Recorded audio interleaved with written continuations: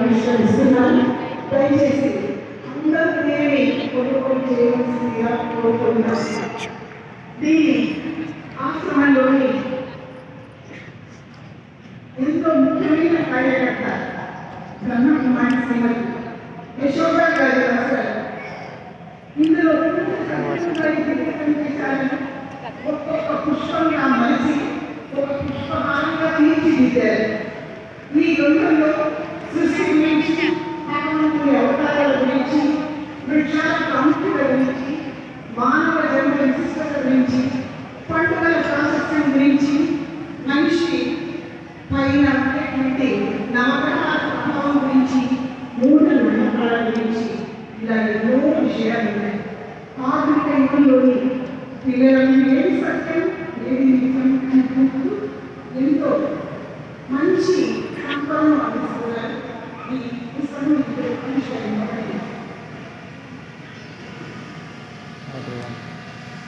అక్కడకు కార్మిక లోకపు కళ్యాణం కోసం వారిని చైతన్యం విశేషంగా పరిశ్రమించిన మన భాగ్యనగరపు అక్షరాధికం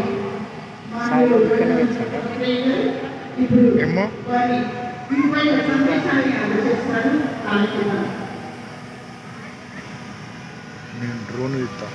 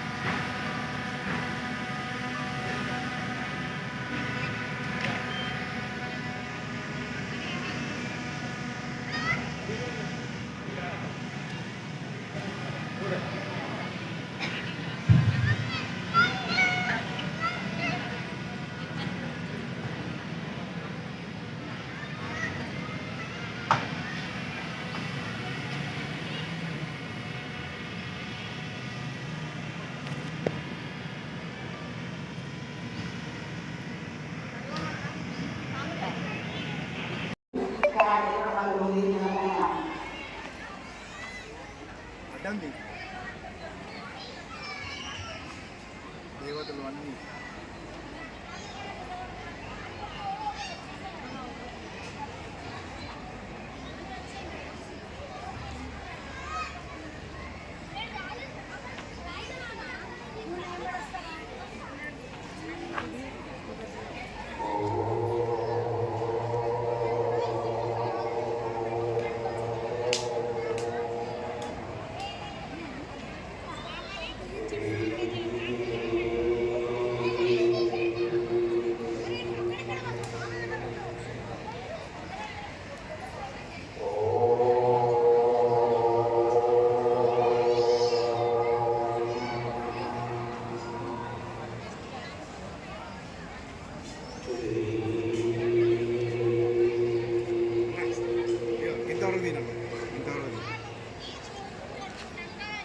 కాలు వాడద్దు దగ్గర.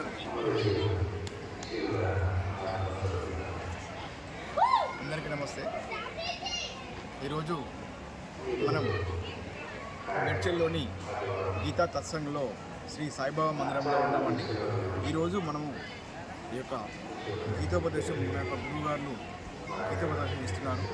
సో అందరూ ఈరోజు ఎంతో చక్కటి పవిత్రమైన రోజు కాబట్టి ఈరోజు అందరూ వచ్చి ఇక్కడ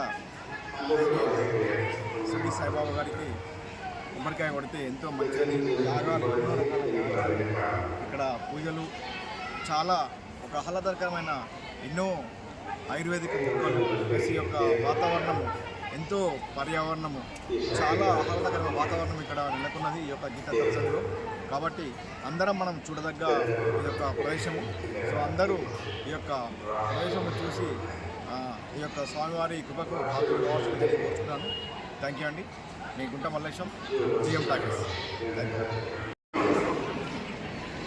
శ్రీ శక్తి ఏదైనా మార్చగలదు, ఎవరినైనా మార్చగలదు, ఎంత దుర్మార్గమైనా మార్చగలదు. శ్రీ శక్తికి అలాంటి శక్తి. మరి మీరు ప్రతిమాత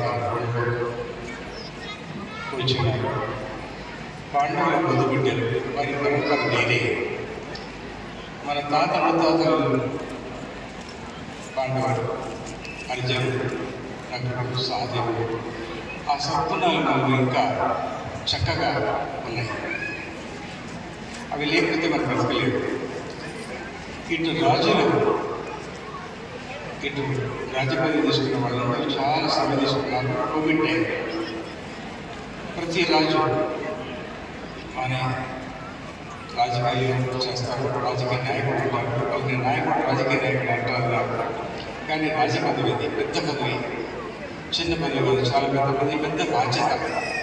వాళ్ళ జీవితంలో ఎన్నోసార్లు బలి పేరు తెలియదు. 500 సంవత్సరాల రాక్షస పాలన. అప్పుడు వాళ్ళు ఎన్నిసార్లు బలి అయ్యారు, ఎన్నిసార్లు ఇబ్బందుల పాలయ్యారు, ఎన్నిసార్లు విషం పాలయ్యారు, ఎన్నిసార్లు గోలీ దెబ్బలు, బాణం దెబ్బలు, కత్తి పొడులు తిన్నారు. దాని తర్వాత కూడా పట్టుకోలేని మార్పులు కనిపించారు. మరి కోవిడ్ వచ్చినప్పుడు భయపడకుండా రాజవేషం వేసుకునే వాళ్ళు, ఆ పదవి దక్కించుకునే వాళ్ళు చక్కగా వాడకు బస్తు వచ్చి వాళ్ళ ప్రాణాన్ని తెగించేసి అందించారు.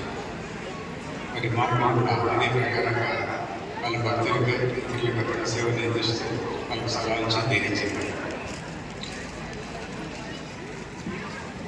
మీ ధర్మం ఏంటి? వారి ధర్మం చక్కగా నెరవేరుస్తున్నారు. ఇటు రాజులు, ఇటు ఋషులు చక్కగా నెరవేరుస్తున్నారు. ఋషి పరంపర నెరవేరుస్తుంది. మన బాధ్యత ఏంటి? నేను కూడా మీలాంటి వాడు. మన బాధ్యత ఏంటి? అదన పూజలను ఎదిరించాలి, అదన లగ్నాన్ని ఎదిరించాలి, బెదిరించాలి.